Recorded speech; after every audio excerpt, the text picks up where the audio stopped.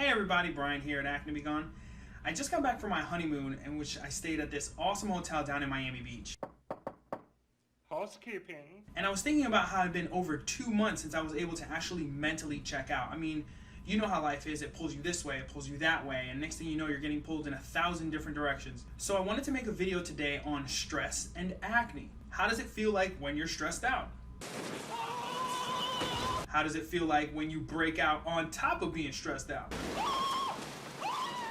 And what do you do to fix it? All this coming right up.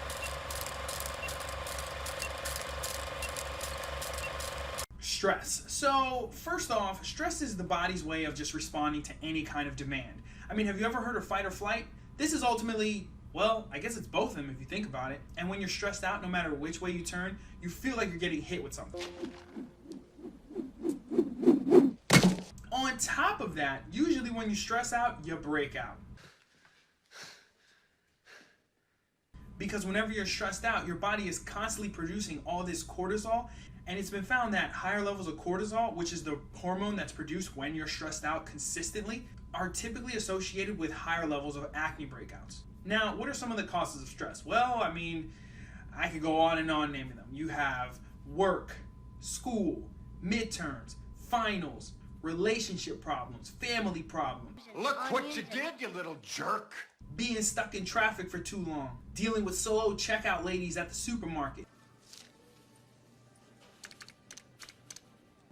Wi-Fi connections going down. You know, first world problem. Well, like I mentioned, prior to me going on my honeymoon and getting married and all that good stuff, we were just dealing with a variety of different things. We had to plan the wedding. We have a property that we manage.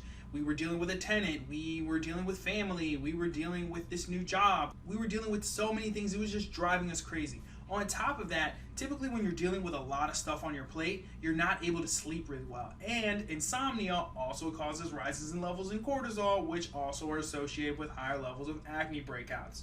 Have you ever heard when it rains, it pours? Yeah, it's pouring. Torrential downpours. Well, the day before my wedding, I got a huge zit right on my nose. It was actually like pretty embarrassing. I was looking at it and I was like, you've got to be kidding me right now. I cannot believe I broke out. See, the thing is, when you're stressed out, typically you're more likely to eat non-healthy foods. You're more likely to skip out on your workouts. You're more likely to let other little things stress you out even more. And then it just becomes this like deadly cycle or this downward spiral of just stress and bad emotions and zits. And not only did I break out, but my wife, fiance at the time, broke out as well. So to just kind of fast forward, once the wedding was over and we went on our honeymoon, which was like this 2-day awesome vacation down at this hotel in Miami Beach where we just literally laid in the lap of luxury. What are those? It wasn't until then until we actually slowed down and mentally checked out, and physically checked out too. For 2 days, we literally cast all our troubles away. And I mean, some of the stuff obviously was able to wait, and other things, maybe not so much, but nevertheless, I mean, hey, it was 2 days where we just kind of mentally checked out. We didn't do anything. We just kind of like relaxed and put everything to the side just to kind of enjoy ourselves for the moment.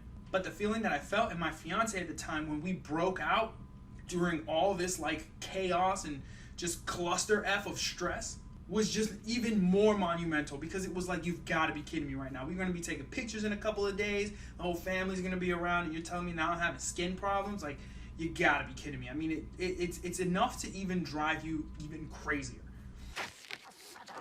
What? What happened? Get that little... Now, one of the things that we did the morning of the wedding is we made sure we went to go work out. We made sure we went for a run. We ended up sweating. We just kind of made it a point to control what we were able to control. And one of those things is our ability to just go outside, go for a walk, go for a run, sweat things out a little bit, and just kind of like de-stress prior to everything happening. Now, that wasn't exactly something that was going to solve the problem then and there, but it was definitely a start. So if you are stressed out and on top of that you're breaking out, you got to remember a couple of things. First thing is, some things can wait.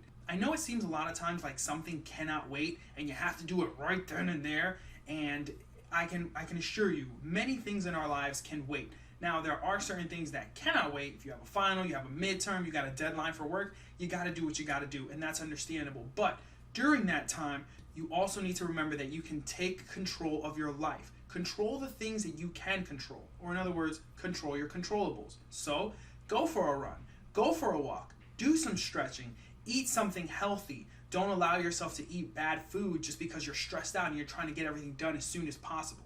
There are some things you can control. Lastly, in those situations where you are able to control the things you can't control, it's okay to mentally check out for a little bit, all right? I'm not saying you have to check out for 2 days and go on some extravagant honeymoon or vacation or something like that, but you gotta remember that you can check out momentarily for 5-10 minutes at a time, in which case you'll be able to come back to whatever task you're doing and it'll help you a lot more in the future. Now, by doing this, you're gonna help your hormones kind of stay a little bit more balanced, and once again, if we can reiterate, acne is typically caused by some kind of hormonal imbalance. So the better you're able at handling stress, the better you're going to be able at managing, lo and behold, your acne. Now, there are a couple of things you can do that are a little bit more short term, like, you can put toothpaste on your zit, you can put aspirin on your zit, you can, I don't know, there's like so many different things out there that, people say that you can do that's going to solve your problem and get rid of your zit overnight, in which in some cases it works and in others not so much. But if you take steps such as exercise right, make sure that you're drinking your water before and after every meal,